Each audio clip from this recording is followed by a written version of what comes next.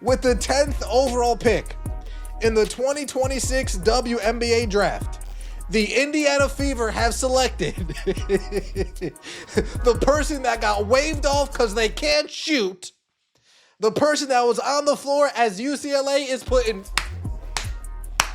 belt to South Carolina's ass, Raven Johnson. Clark, a deep three!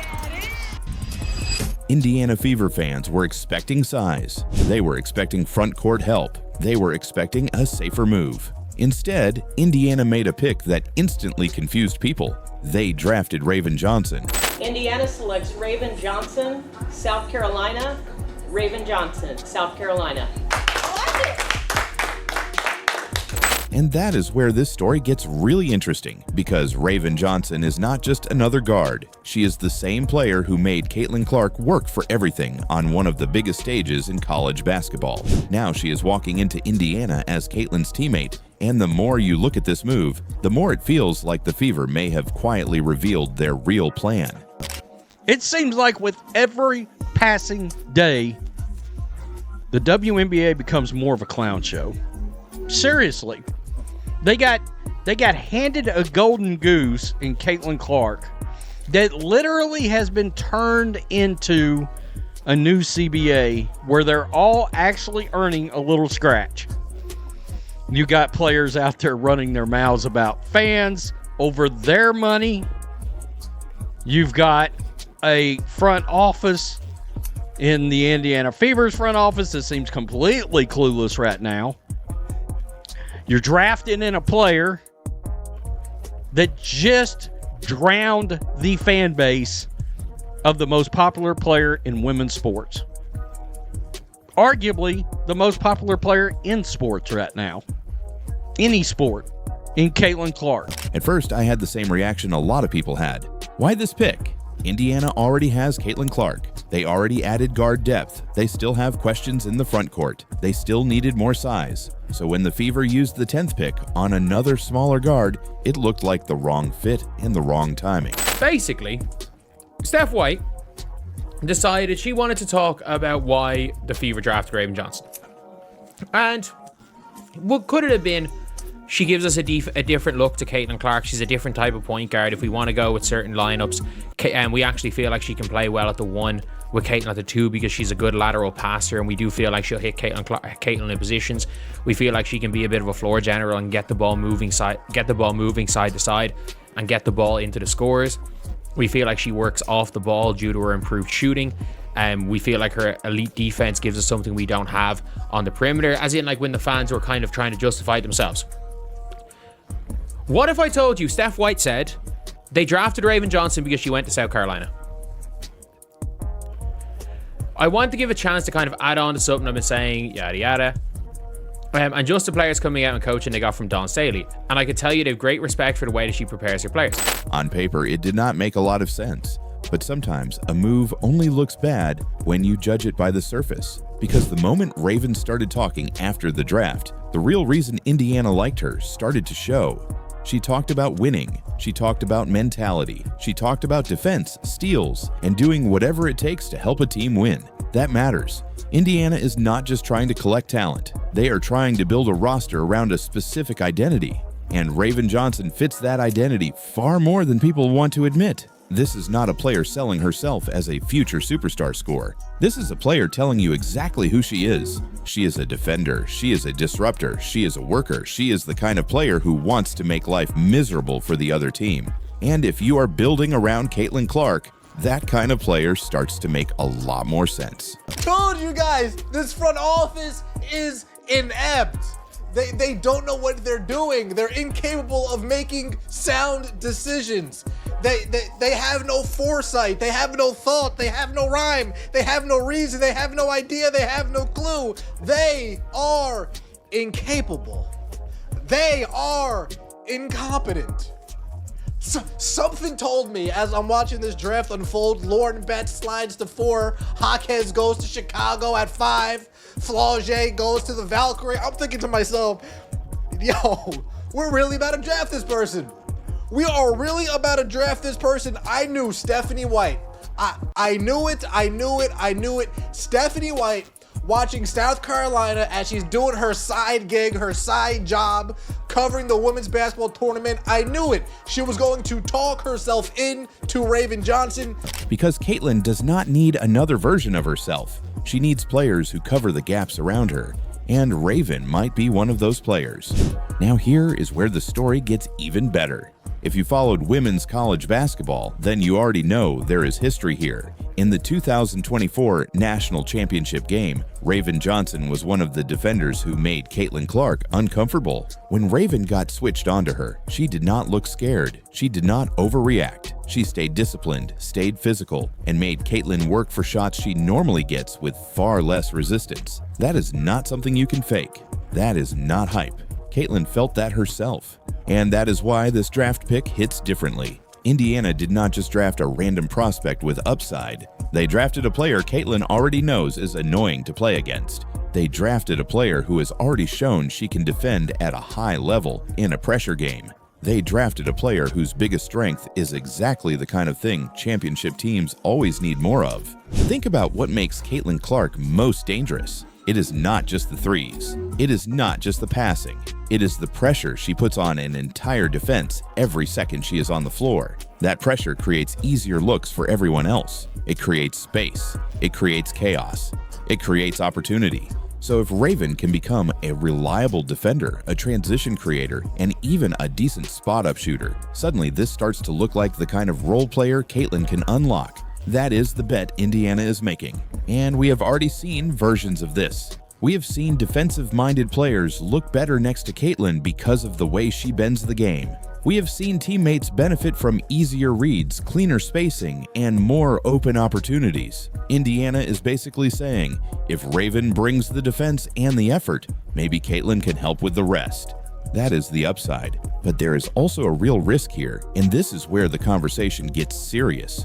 Raven is not coming into the league as a polished offensive player. She is not a proven scorer. She is not a shot creator. She is not someone you can just hand the ball to and expect instant production. And in the WNBA, that matters. This league is too good, too fast, and too unforgiving for one-dimensional players unless they are elite at something. So Indiana is gambling. They are gambling that Raven's defense is special enough. They are gambling that her work ethic is real enough. They are gambling that Caitlin Clark's presence can help raise the floor of Raven's offensive game.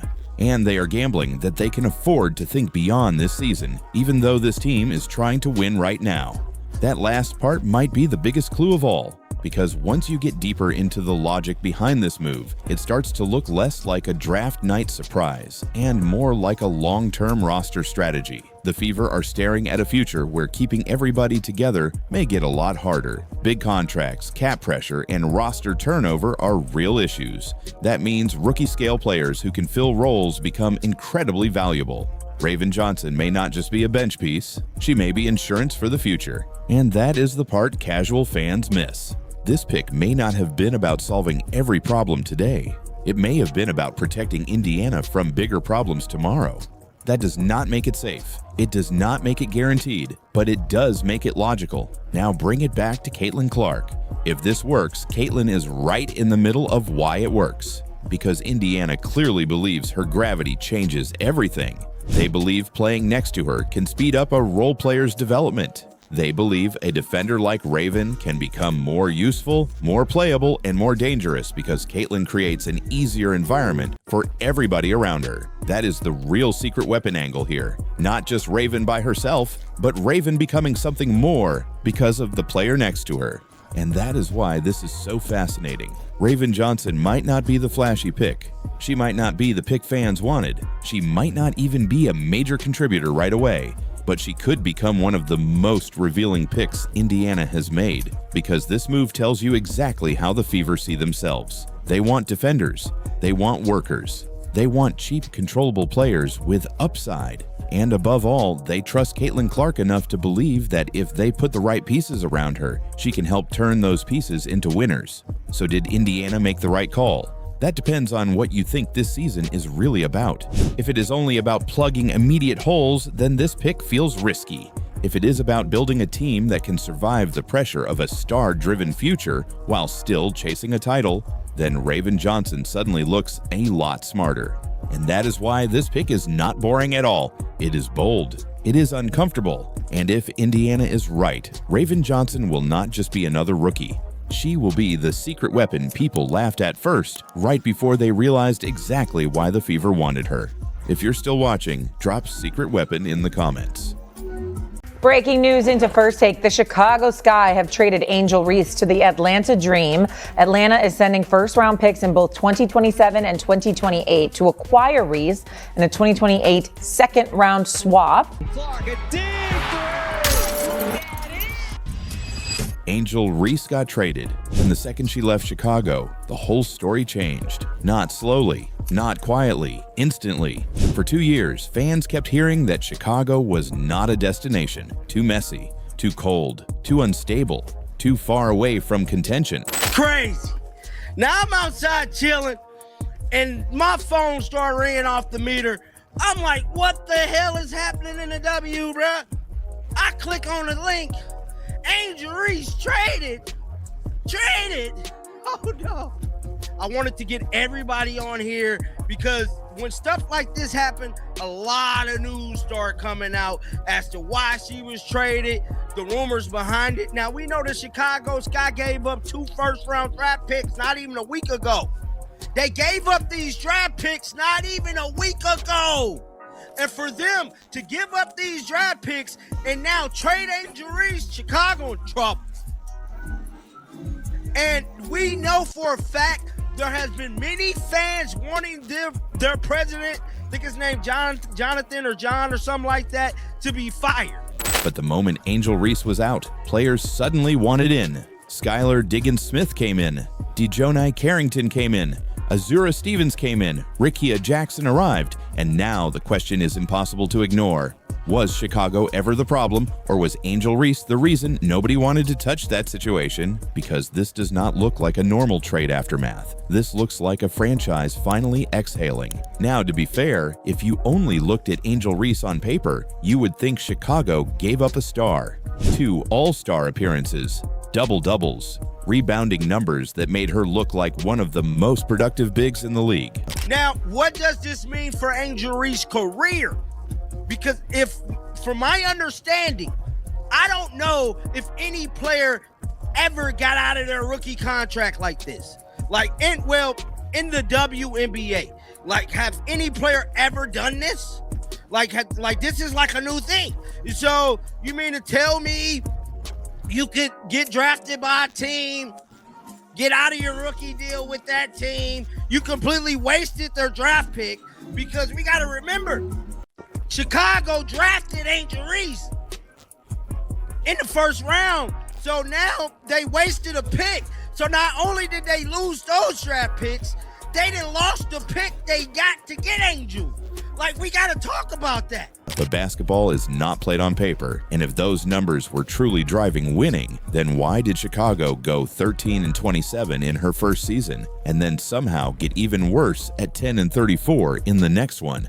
That is not a contender taking its lumps. That is a team sinking deeper with the same centerpiece still in place. And that is where this whole thing starts to split in two, because the stat sheet told one story, but the results told another. Even the rebounding numbers need more context. The transcript makes the point that a lot of Reese's offensive boards came on her own misses. Miss, grab it back, go again, grab it back again. Yes, it counts as production. Yes, it boosts the numbers, but it does not always mean the possession was clean, efficient, or helping the team flow. So when people saw the rebound totals and treated them like proof of dominance, Chicago may have been looking at the same possessions and seeing something else entirely.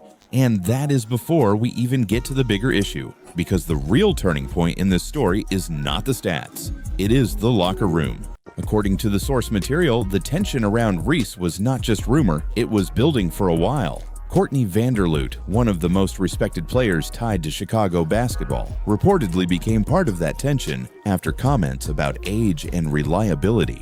Chicago Sky's second-year superstar Angel Reese has been the talk of women's basketball community for the past several days, ever since she was quoted in the September 3rd, Chicago Tribune article calling out her organization for several things, including asserting that she would have no problem leaving the franchise if they didn't improve the roster via free agency.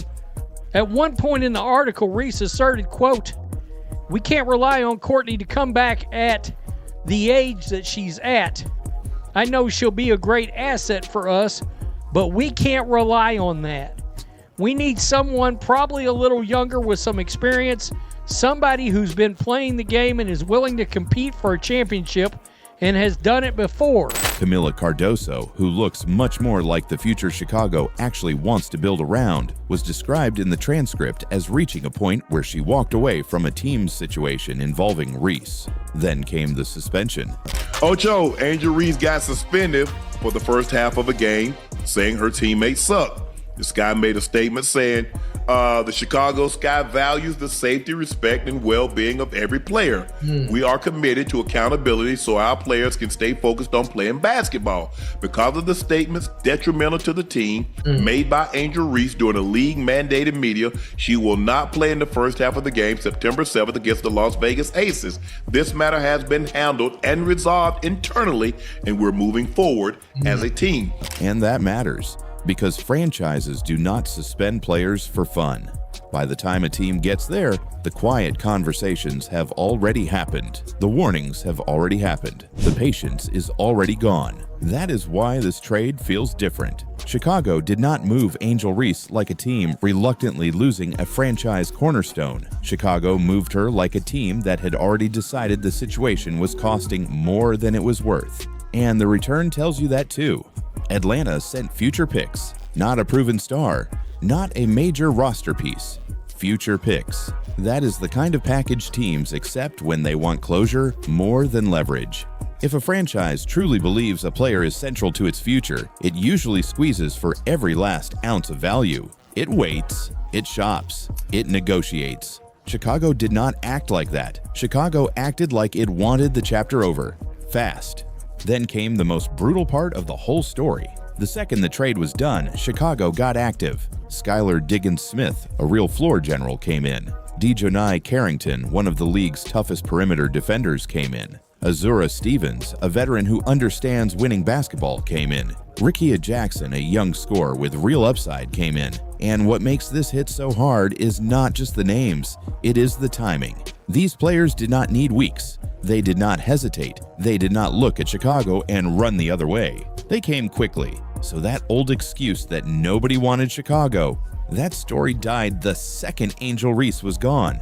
That is what makes this so damaging for her image. Chicago did not just replace a player. Chicago replaced the whole mood around the franchise. The team looks cleaner. The fit makes more sense. The build now clearly runs through Camila Cardoso. Not chaos, not stat chasing, not noise. Cardoso feels like a player you can actually construct around. Someone who plays inside structure, someone who does not force every possession to orbit around her. And while Chicago was rebuilding its image in real time, Atlanta was left holding the other side of the gamble. Because now the pressure shifts to Angel Reese. In Chicago, she could blame the franchise, she could blame the roster, she could blame the market. But in Atlanta, that excuse starts disappearing. This is a team with Ryan Howard and Alicia Gray. There is talent there. There is spacing there. There are real scorers there. So if Atlanta struggles to attract more players, or if the chemistry gets weird, or if the same questions start following her, then it stops looking like bad luck and starts looking like a pattern. And that is exactly why the free agency angle matters so much. The source material frames Reese as frustrated that players were not lining up to join her in Atlanta. But if that is true, then the answer was already sitting right in front of her. Chicago, the place everyone said nobody wanted, suddenly became attractive the moment she was gone. That is not random. That is not coincidence. That is the league reading the room.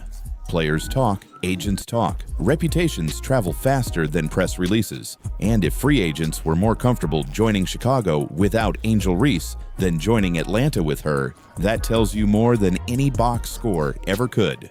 Now bring Caitlin Clark into this, because that comparison is what really twists the knife. Caitlin Clark walked into Indiana when the Fever were at the bottom, and the effect was immediate. The team got more dangerous. The spacing changed, the energy changed, the ceiling changed. Clark makes life easier for teammates. She bends the floor, she creates room, she raises the value of everyone around her. Angel Reese, based on how this transcript frames it, had the opposite effect in Chicago. One player became a foundation, the other became a problem teams wanted solved. And that is the brutal truth sitting underneath this entire story. Angel Reese leaves Chicago as a two-time All-Star, but Chicago's actions say they believed their future got better the moment she left. Then the rest of the league seemed to agree because talent started showing up right away. That is why this story is so big. It is not just that Angel Reese got traded, it is that Chicago moved on fast, and they looked relieved doing it. Damn! An Angel Reese hit piece. Sky has broken their silence about getting rid of Angel Reese. Where it says here, Sky players were sick of Angel Reese.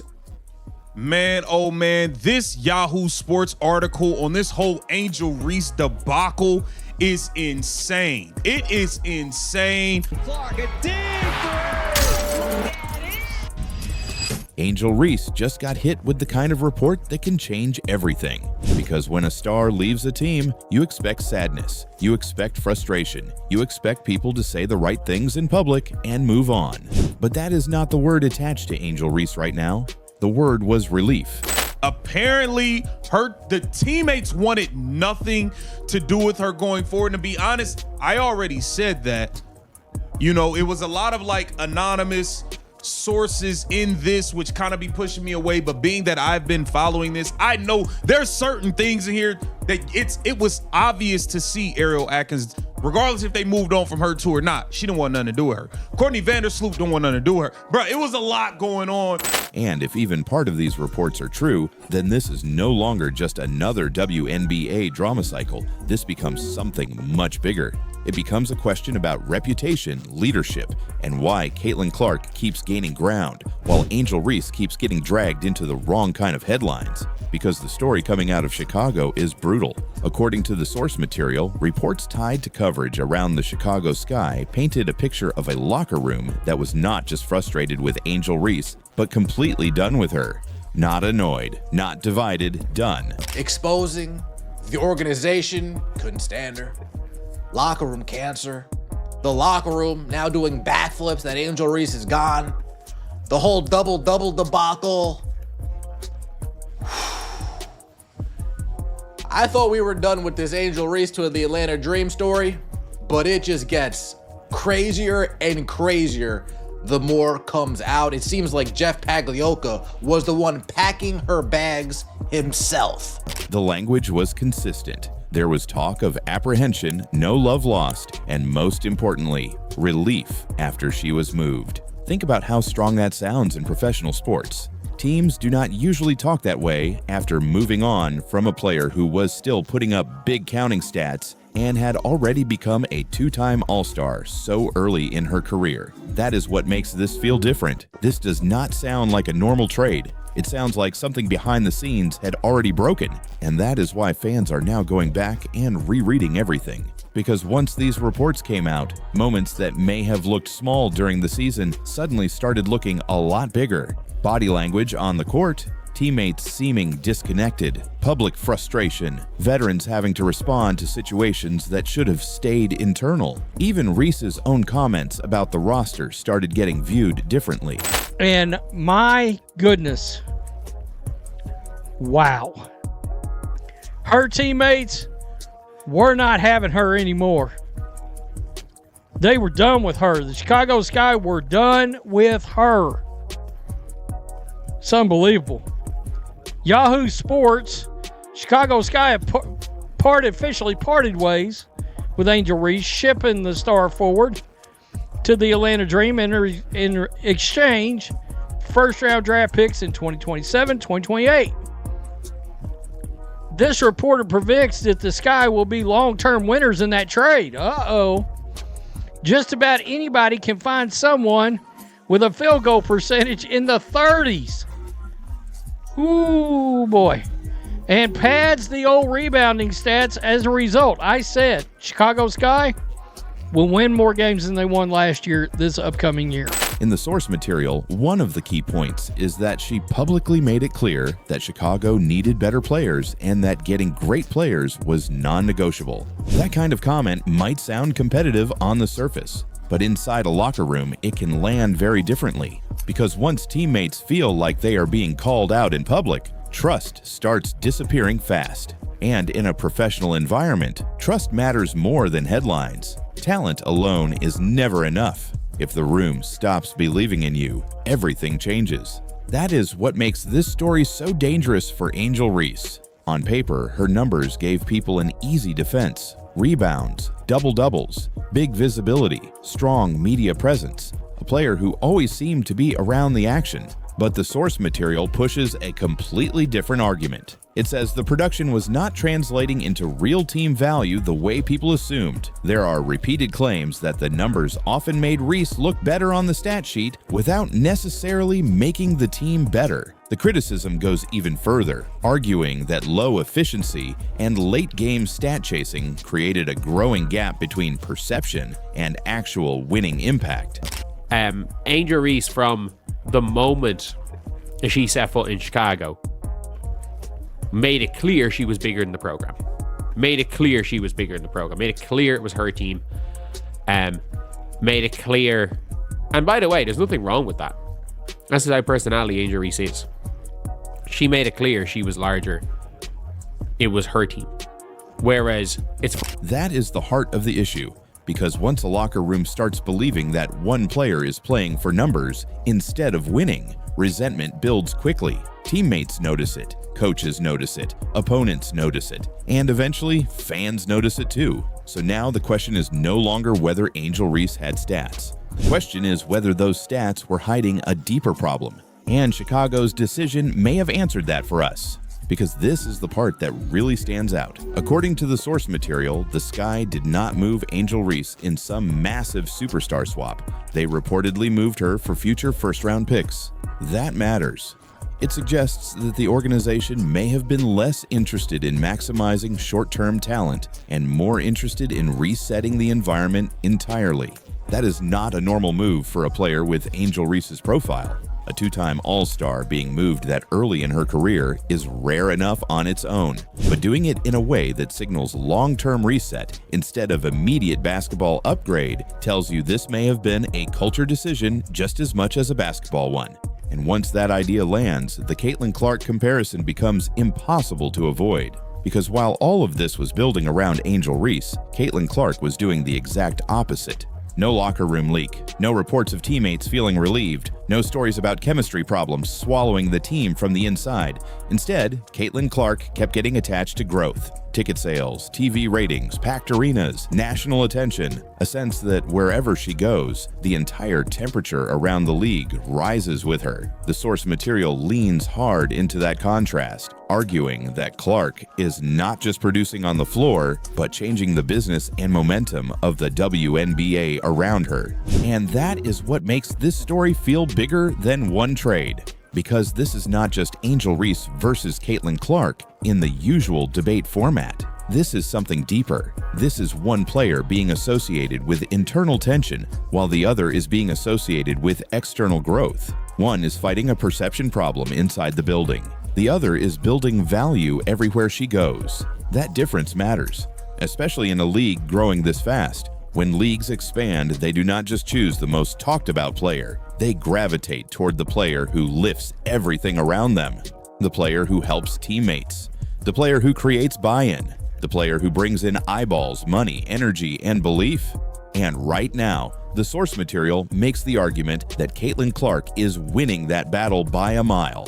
That does not mean Angel Reese cannot recover, but it does mean Atlanta becomes one of the biggest tests of her career. Because now, she does not just need to put up numbers. She needs to break a pattern. She needs to show that Chicago was the exception, not the rule. She needs to prove that this narrative about tension, friction, and disruption is overblown. If Atlanta works, she gets a real chance to reset the conversation. But if the same issues follow her again, then people will stop calling it bad luck and start calling it who she is.